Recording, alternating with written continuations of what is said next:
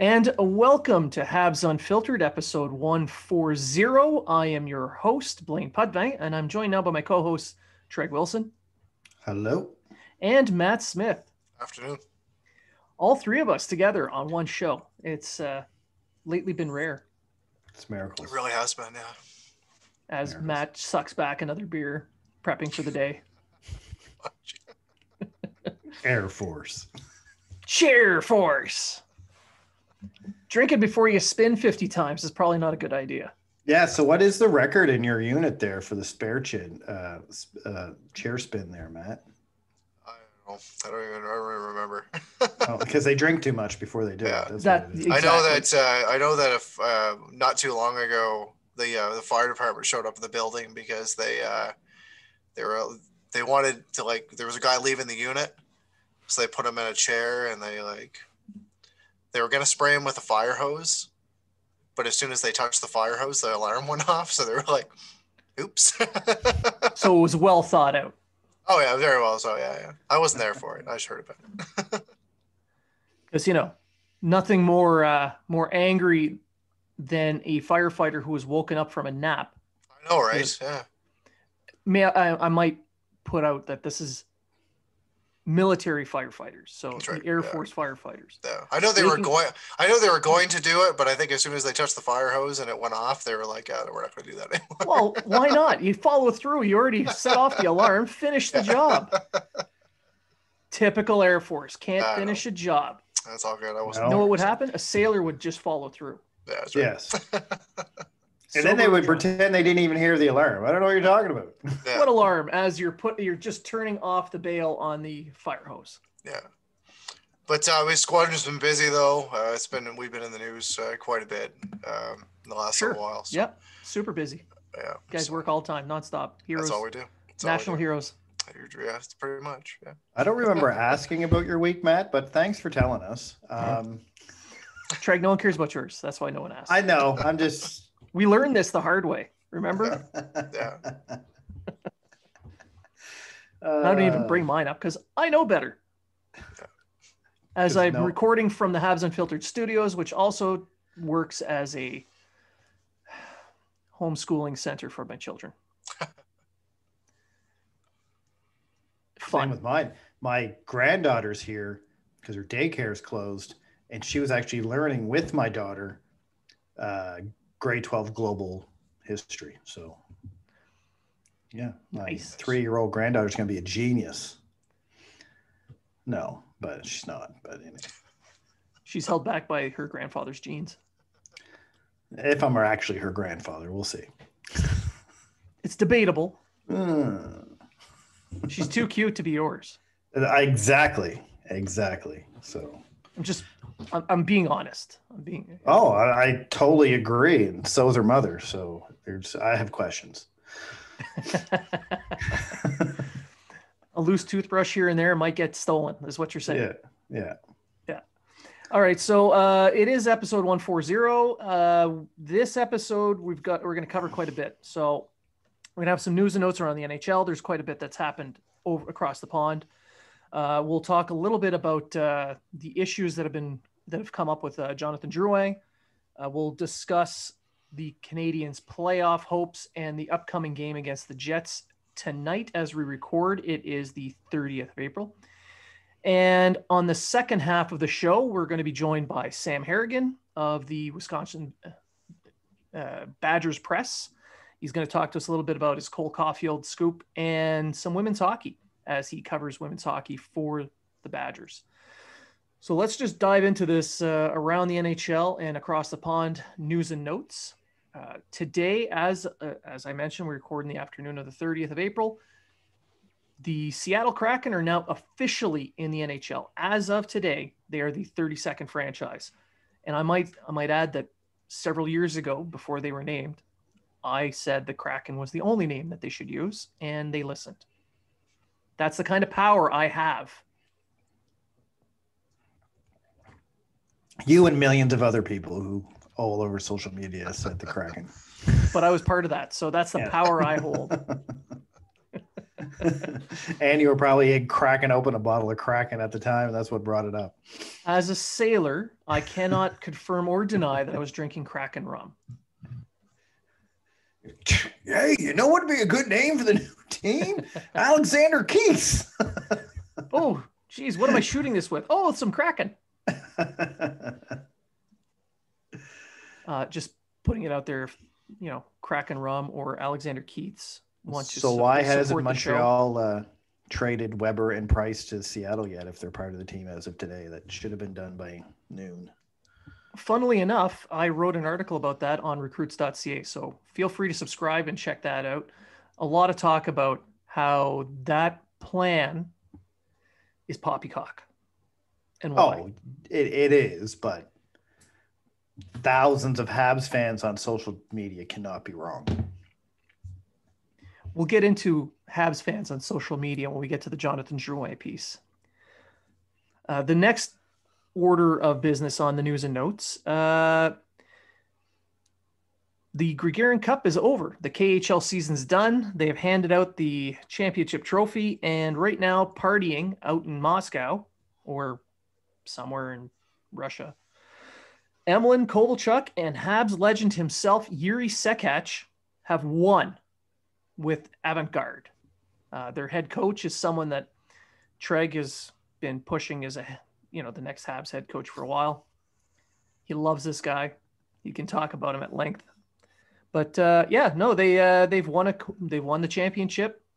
Sekach and Emlyn are going to remain with the club. However, Kovalchuk has mutually terminated his contract, and Matt has a theory on what's going to happen too. So, Treg, what about you? Let's start with you with your coach love. The Bob Hartley love coming up. Bob Hartley was the coach of the Avant-Garde team, and he's right. a Stanley Cup winning coach who speaks French. So have at her.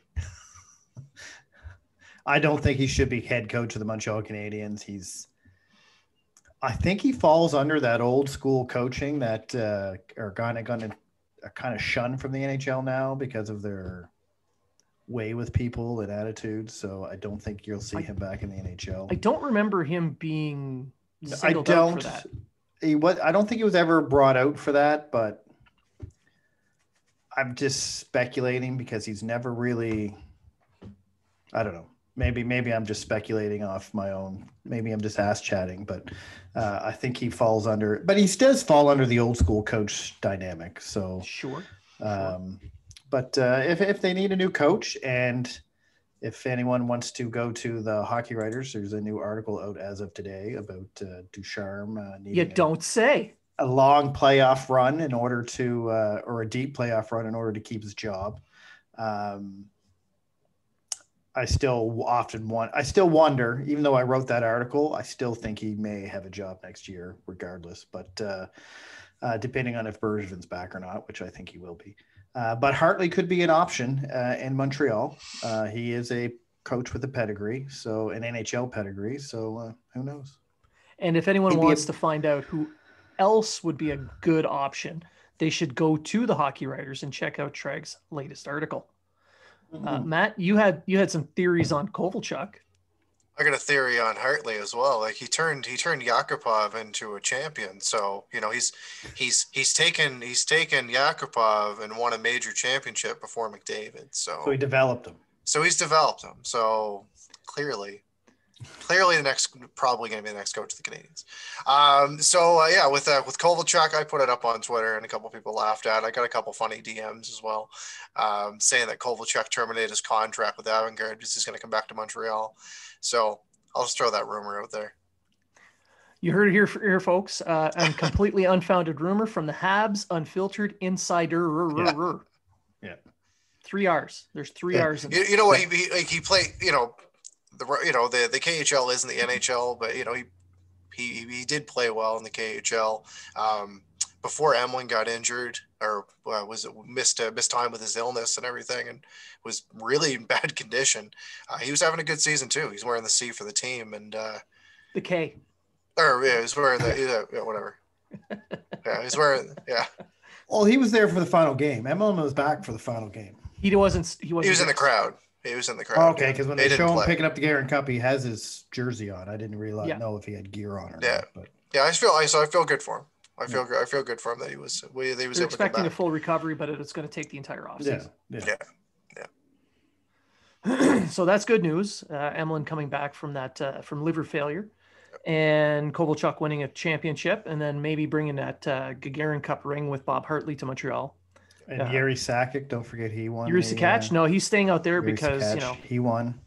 Yeah, he's going to pad his advanced stats out there first. Habs draft picked. No, he was a free agent. Was he free agent? I thought they drafted him. No, it's free agent. Oh, he came over from Anaheim, didn't he? You're thinking about like Martin Riwe or whatever. Yeah, I'm thinking about somebody else. Yeah. Who's tearing it up in Europe right now? I'm guessing. I don't know. Martin Riwe? I'm just. I thought he was out of hockey because of his illness. It's possible. I've lost track of Martin Riwe, so I don't know. I haven't heard his name since Matt just mentioned it in like forever. Martin Riwe playing in the Slovak league this year. There you go. Our stats guy right here. 42 games, 12 goals, 20 assists. That's actually pretty good. Him. Yeah. Good for him. I always thought he was going to be a good player for Montreal.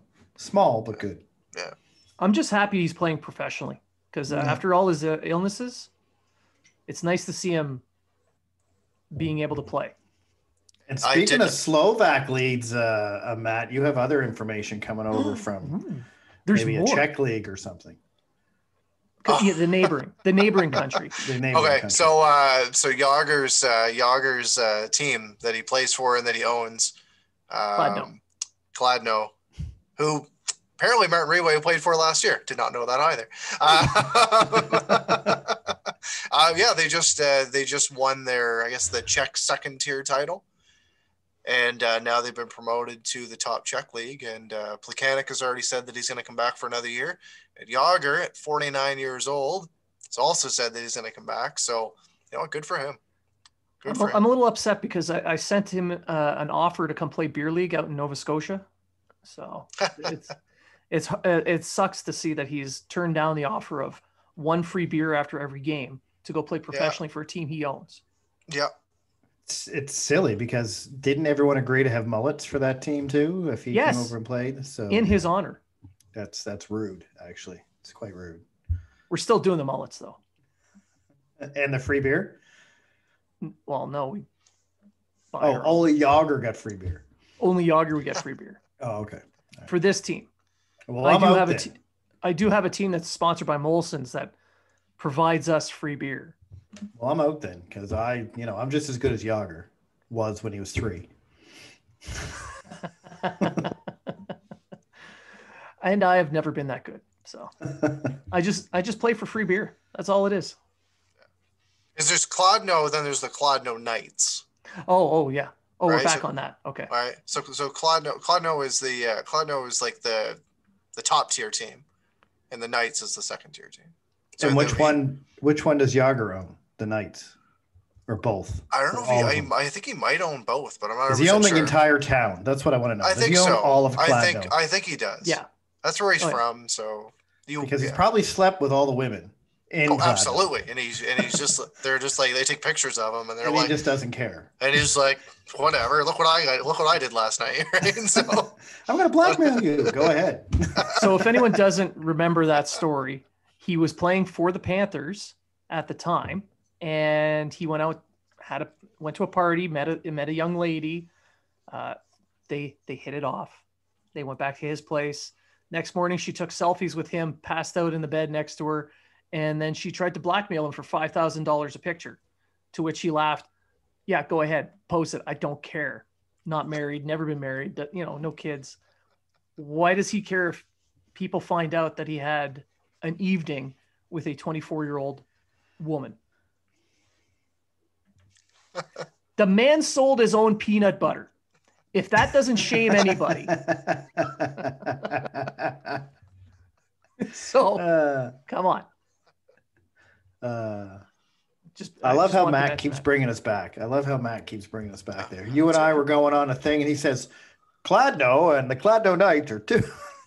And somehow we have ended up with blackmail, brought you guys back on track. Yeah. Because we started talking about beer and stuff and shit. We'll be here all day, right? And then blackmail. Then we ended up with blackmail and peanut butter. Blackmail, mullets, and peanut butter. There we go. It's a winning formula. That's the name of the show. Blackmail, mullets, and peanut butter. Sounds like a party. The best kind. Yeah. Just don't want to be blackmailed about what you do with the peanut. Yeah, never mind. No, let's not go there. Let's not go there. But you know where we should go? Go ahead, take the pictures. No. Yes, that's chunky. Chunky peanut butter. But where we should go is going to the global leaders in men's below the waist grooming. Habs Unfiltered is brought to you by Manscaped. They offer precision engineering tools for your family jewels and are now available in the US, Canada, the UK, Australia, New Zealand, and the EU, where Cladno is. We have an exclusive offer for our audience. Use code UNFILTERED20 to get 20% off plus free shipping at manscaped.com. Join the movement and the other 2 million men who trust Manscaped.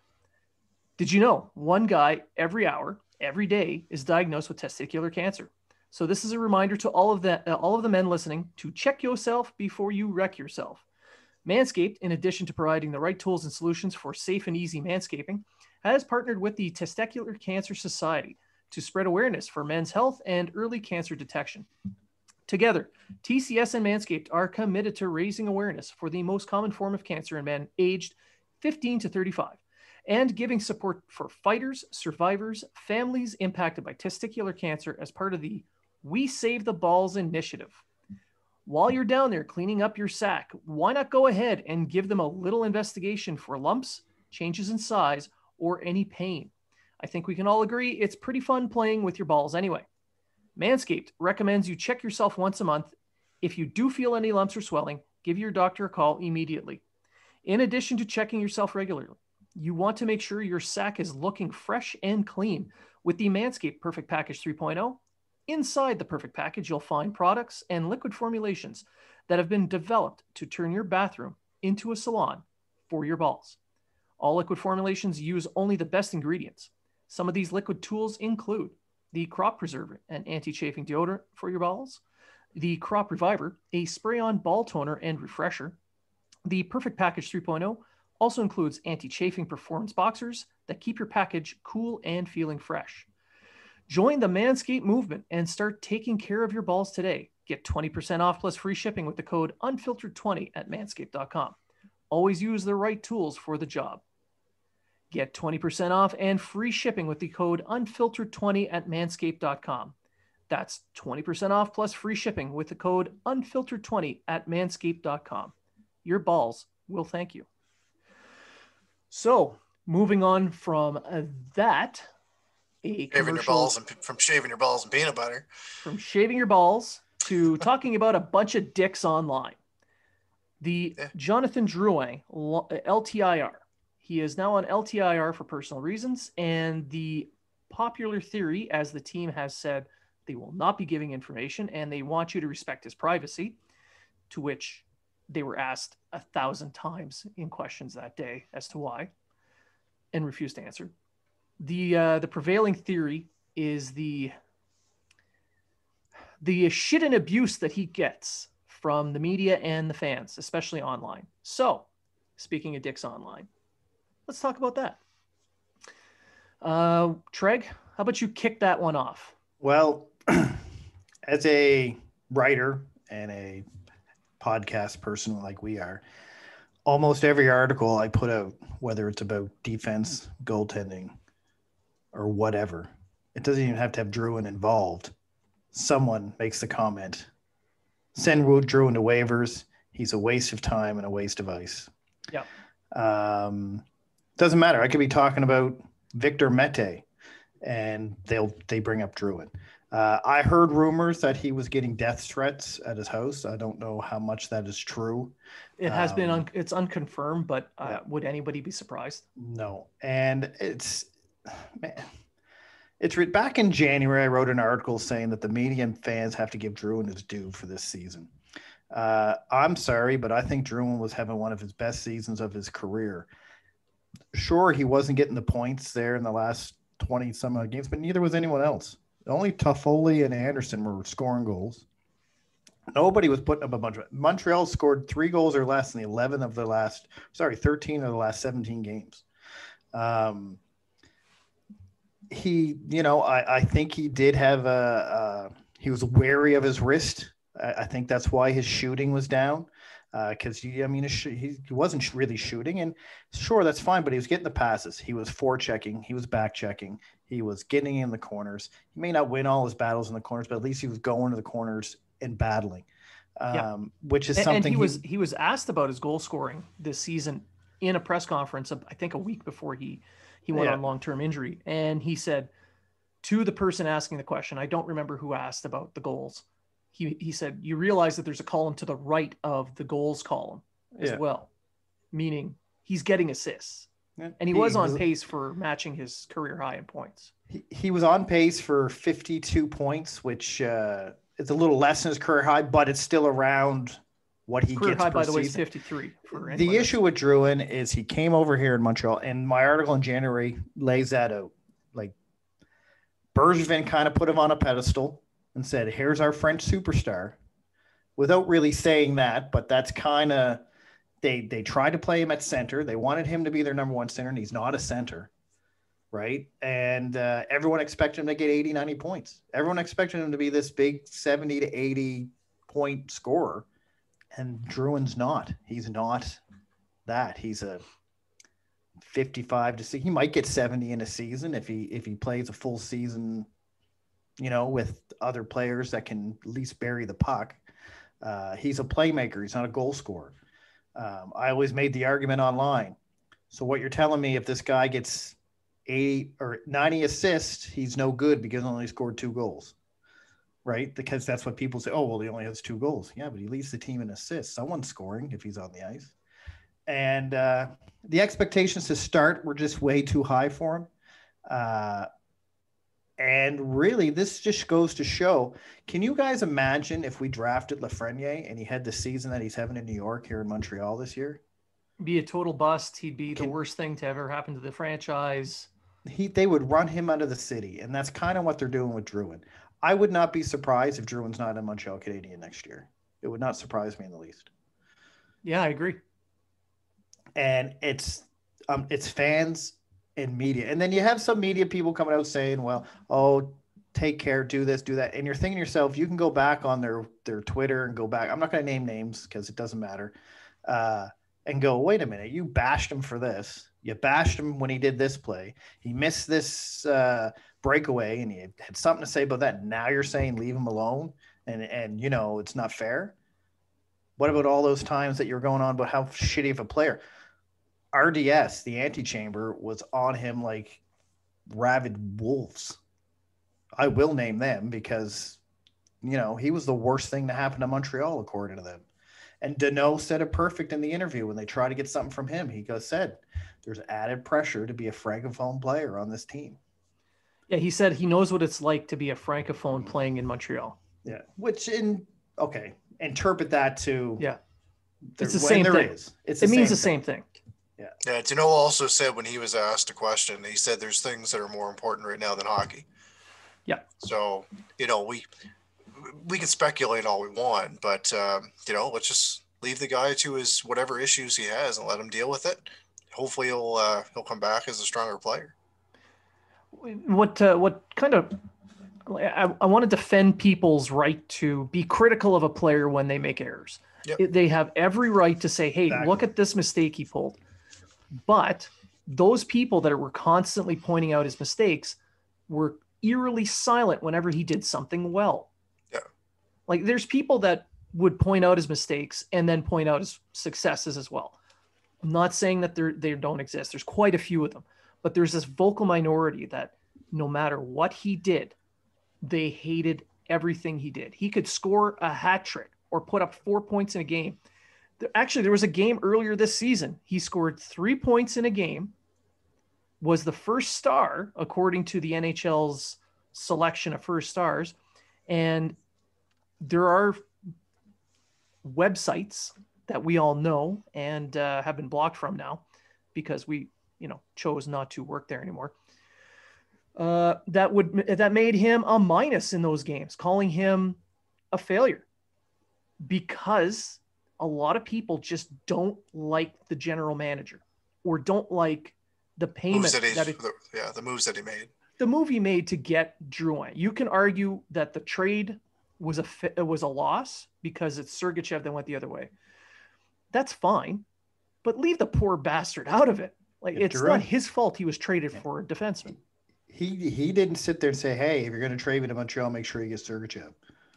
Right? So you can't separate the anger about the trade from the player. And then they get angry about the player making these mistakes, but ignore all the good stuff. Like this year, he actually came into the season. He was more dedicated defensively. He was imperfect. He made errors, but you name me one player on that team that hasn't made an error. Name one. Good luck. There's none. But he was playing well defensively overall. He was putting up some points.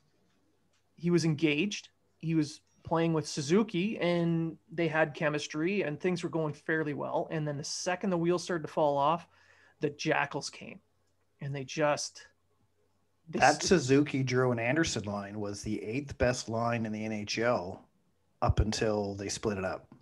XGF percentage wise. That's right. So that means they were creating offense. They were controlling the play when they were on the ice. And, by doing that, their expected goals and their expected goals against was up and down relatively. And and it didn't matter what he did. Everyone was like, he's a bum. Well, I mean, Facebook is the most toxic. Everyone thinks Twitter's toxic. Facebook is, and we know, Blaine, because we put our articles on Facebook, different Montreal pages on Facebook all the time. And like I said earlier, every damn article you put out there, something about Drouin. Well, the comments section on anything that I post on the Hockey Writers, anything, it could have zero to do with him. Yeah. But anything I post on there gets 2 posts guaranteed, no matter what. Fire Bergevin. That's always the first one that pops up. And waive or trade Drouin. Yes, every time, without fail. Those end up getting weeded out by our editor who goes through the comments, so it's not quite as toxic on the Hockey And there's Writers. an automatic thing too. Certain words that are in a thing will automatically put it out. Thank goodness. Yeah, they put that in after we complained. Even after he left the game, even after he said, listen, I need time off, he was getting attacked. He was getting, like, on our own, we have a new Facebook webpage now. I'll plug that, I guess, here. Our Facebook group. Habs Unfiltered. Go check it out. Someone on there said, well, if he's just getting pissy because he's losing ice time, like, fuck off. Yeah. You know what I mean? Like, it's obvious what's happening. Yeah. And it has nothing to do whatever's with going on right now it's bigger than hockey. It's not just his play. It's not the fact that he's not putting the puck in the net. There's something else going on that's affecting him. So let him take the time. Maybe we'll see him back at the end of the season. Maybe we won't. Who knows? And the big argument that they're putting out there is that, well, he's making millions of dollars to be a professional hockey player. He should be able to handle the heat. Well, I'm sorry. He's being paid to play hockey, not be yelled at by a bunch of goofs online. Yeah. It's what was that tweet there? If you can't handle, if it's too hot, get out of the kitchen. Oh yes, by a former hockey writer. Well, that's what you want to call him. Well, he attempted to be. Anyway, and like, how are you going to do that when a guy is obviously having some I truly believe it's mental health issues. I truly believe. I 100% agree. I think it is. They're not saying that, but that's what makes the most sense. I don't care if you like the guy or not. I really don't. I don't care if you hate his play. I don't care if you hated the trade. I don't care if you criticize for mistakes he made. Great, go ahead. You have all the right to do that. But to berate and belittle and criticize, that's bullying. And whether you're a professional making $5 million a year or not, it still affects you. You only take so much. Yeah. Well, you think about it. These guys, they've got all that free time during the day where they go in, they have game, ice time in the morning, a little game day skate. They go over some video, they have lunch as a team, a little meeting, and then they go home for about 5 hours, 6 hours. He's young enough where it's normal for him to be, okay, well, I've got a couple of minutes. I'm going to go online. And his mentions must be exploding constantly saying, you suck, kill yourself. You suck. Like I've actually seen people tell him to kill himself. Yeah. After several years of that, I can totally understand why he would need time off to get away from this. And Matt, I think you're right. I think this may be it for him in Montreal. It very well could be. And I'm thinking, and I'm not going to put rumors out there, speculate or anything like that, but maybe he'd be somebody that would go to Seattle. Maybe. Right? Go to a new hockey market on a new team, and expectations are whatever they're going to be with Seattle. I don't know. And you know what will happen? He's going to rack up points, and people are going to get pissed off at the team for letting him go. But he's going to go. But he's going to go to a non. It's all speculation, of course, but it would be a non-Canadian market. He wouldn't have the mic in front of his face all the time. Smaller market, right? So then again, it's brand new. There'd be more interest. So maybe that's true. Arizona. That's well, but it's true. But the thing is, like, he wouldn't expect it to be the guy all the time. Like who knows really? It's all speculation right now. I just hope for, not just as a hockey player, but as an individual, that whatever issues he's dealing with right now, he deals with them, whether he's back this season or next season, or whether he comes back at all, he deals with these, because, mental health, it just kills you from the inside. Yeah. Right? Now, so we're two of us here based in Halifax. We've got quite a bit of experience with Drouin and some of his issues in the past. We know a lot of things that have happened in the past. We're not going to get into it on this show because it's not public knowledge. So we are not going to share that.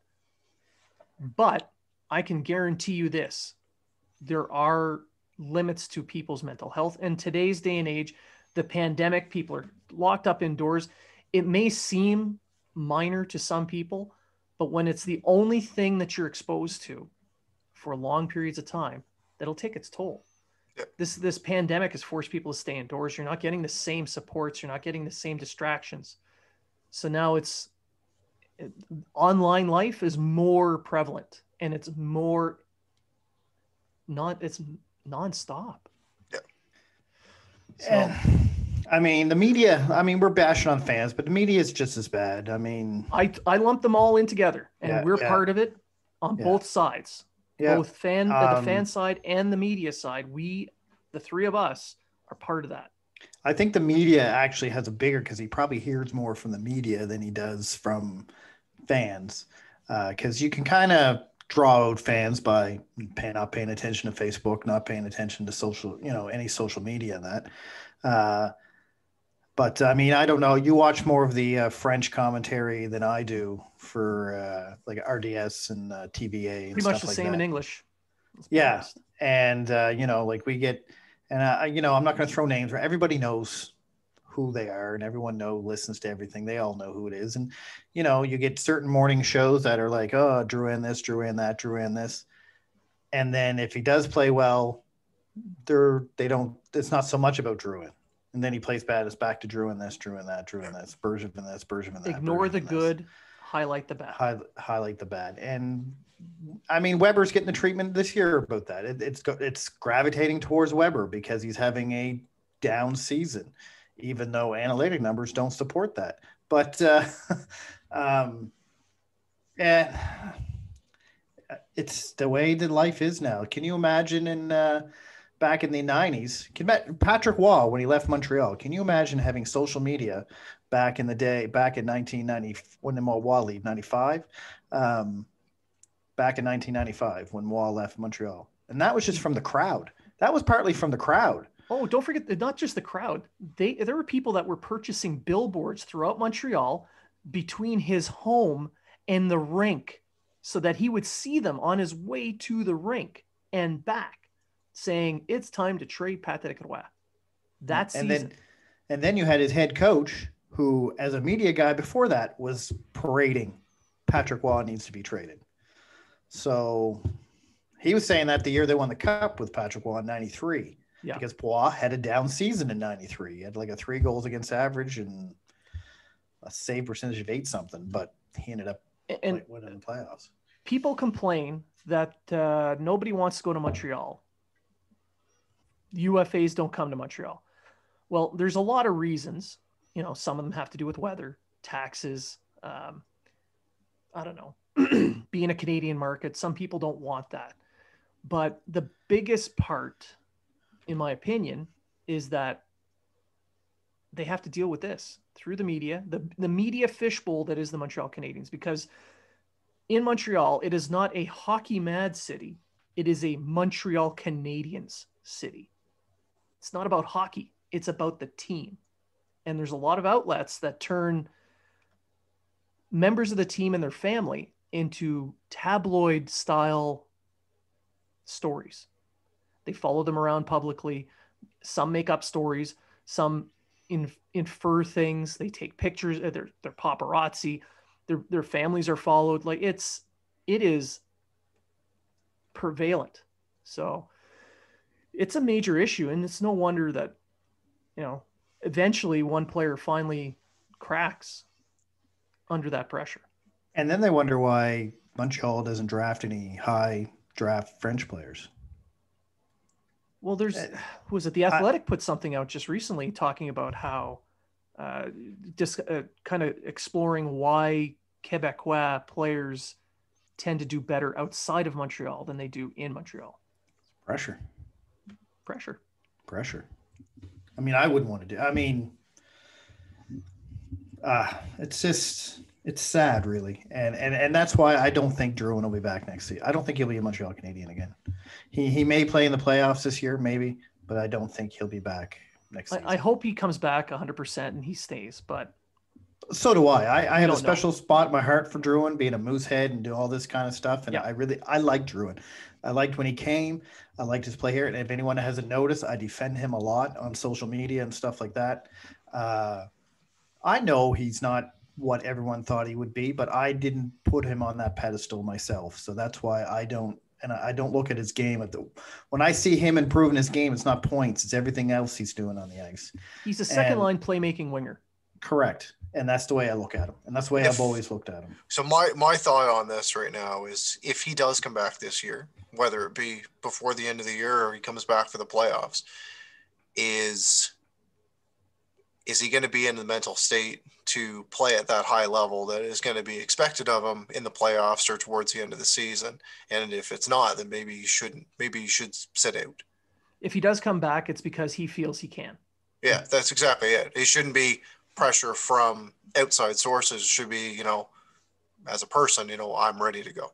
And as much as people hate this, not listen to it, but he's a playoff performer. He had a great year last year. He had a great year last year. He had that 23 points in 20 small games with Tampa the year, his last year in Tampa. And, you know, he's a good playoff performer.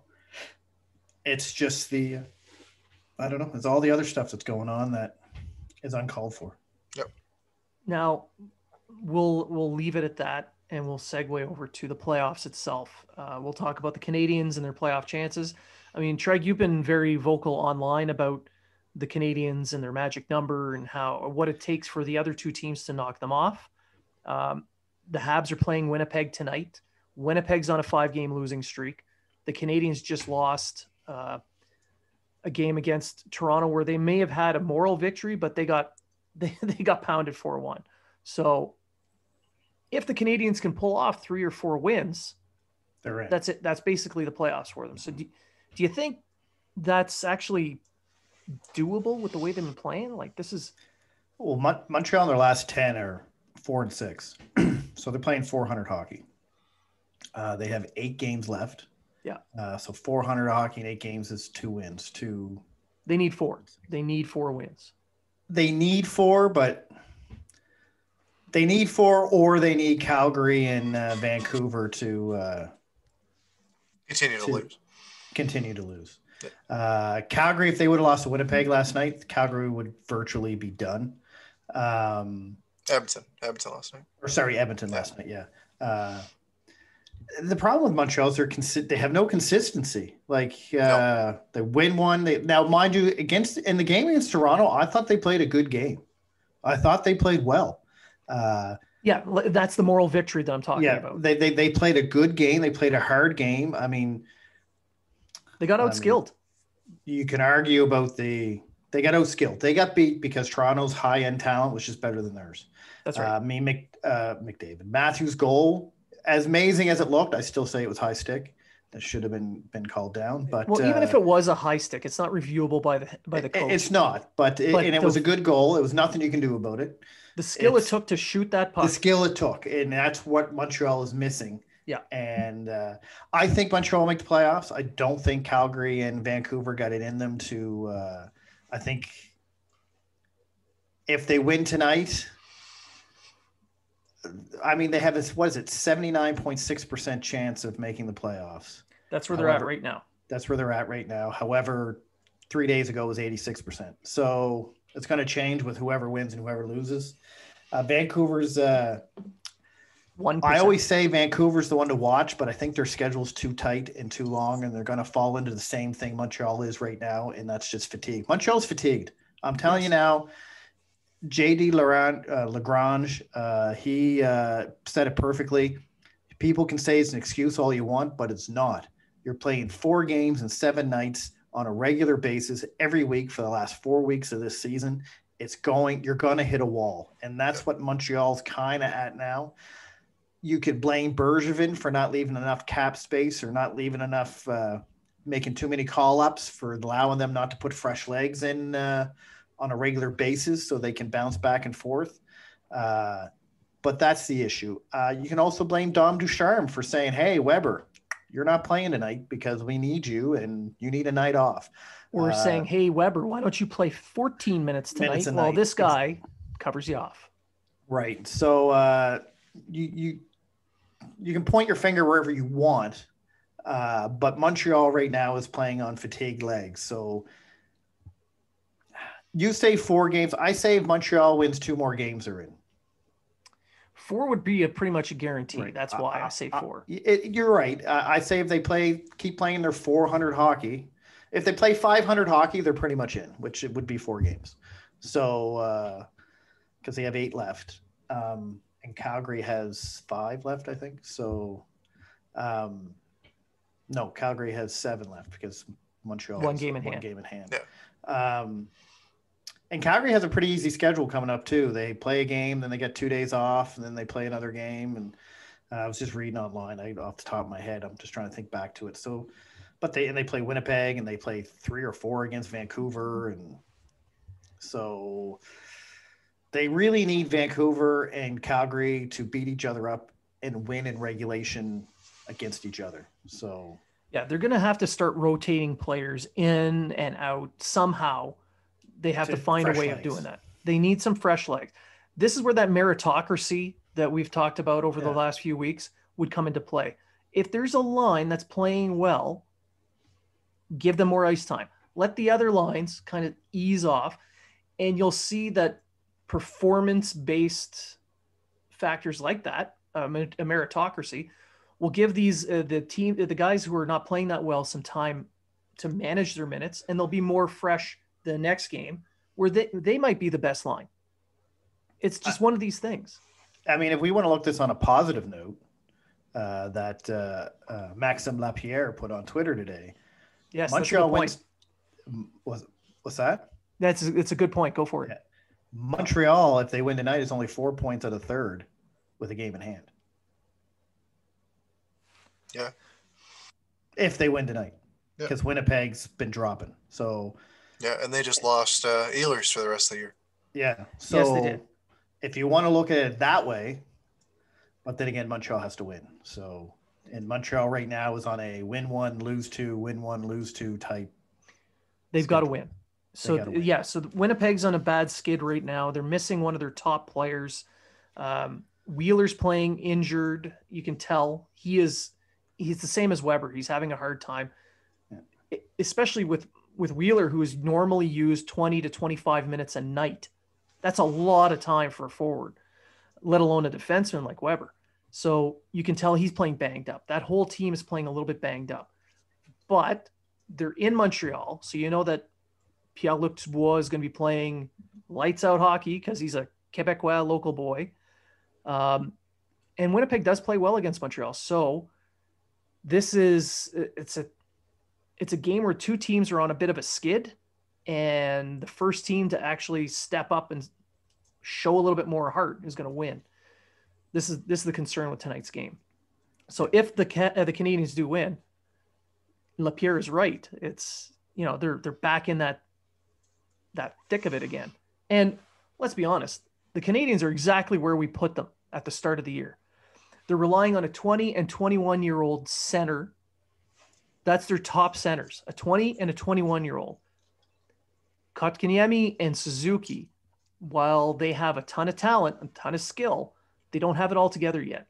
We're seeing flashes at times, but there's other moments where it's just not quite there.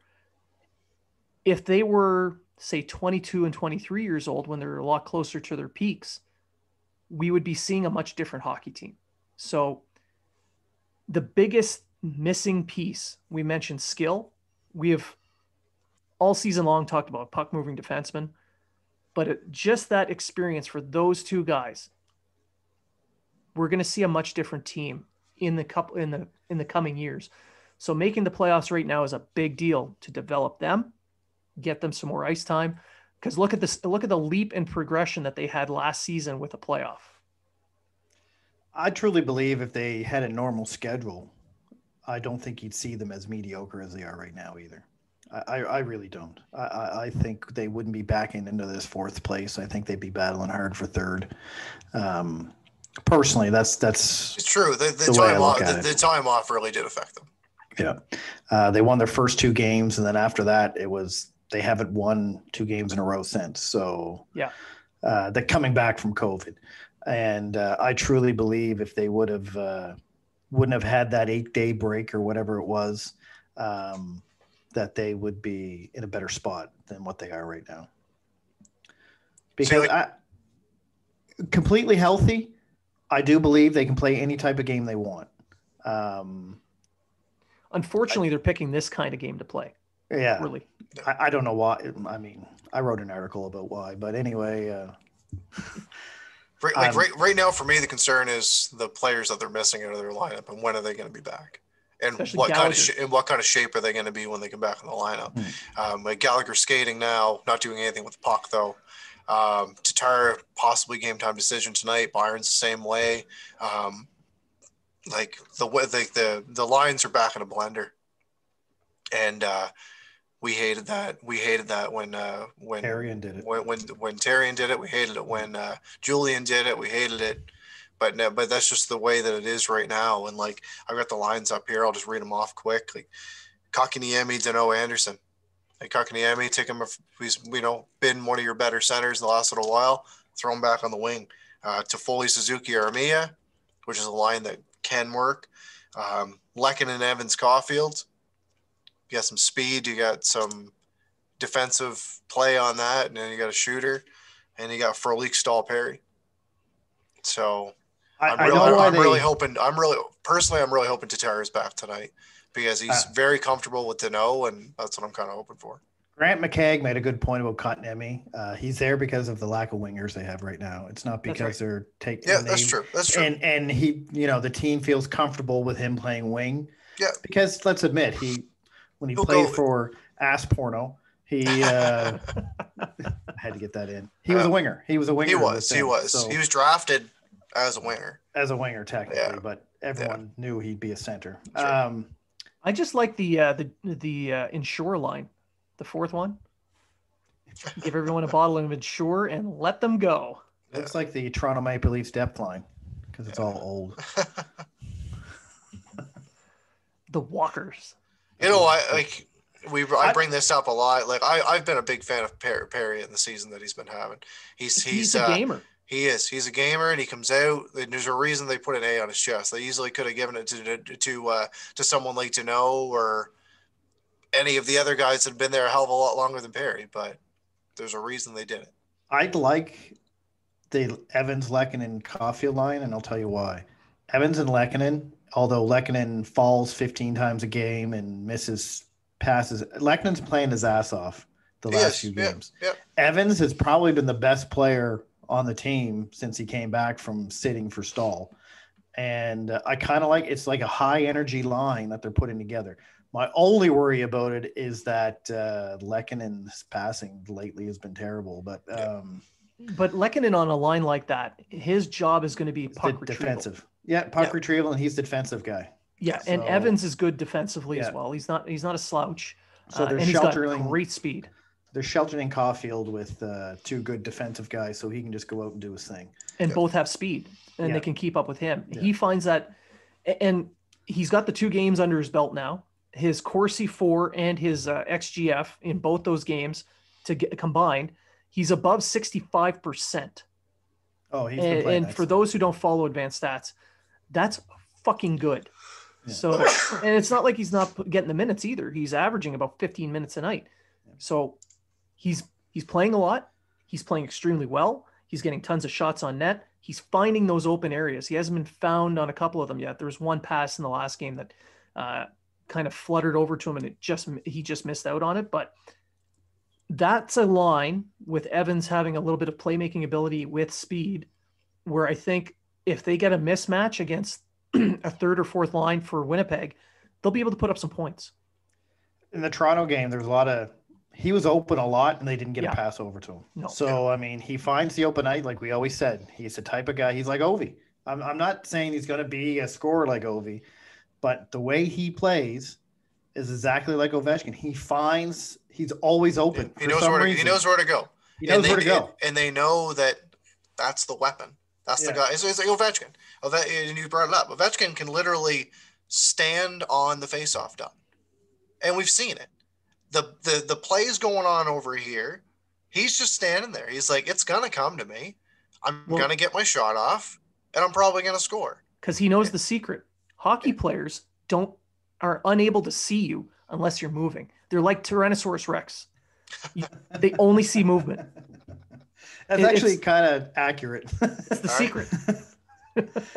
But for tonight, Montreal needs a good start. They need to play ahead, like by 2 goals, like get a couple goals, play ahead, and they need to play like the last period of the Calgary game and the Toronto game. If they play like they did in the Toronto game, they should do well. Yep. The Toronto game is just unfortunate that their talent just beat them, and then they get that third line goal against on them, and that was the end of it. So yeah, Toronto had all their skilled players in. They played well. And that was the difference in the game.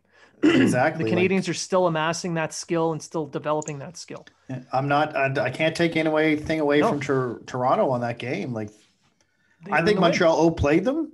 I think Anderson said it right. Toronto was kind of sitting back on their skates, and it was a game it should have been 4-1 Montreal with the way of the play on the ice. It's just Toronto's talent was just that much better, and that's what they used to win.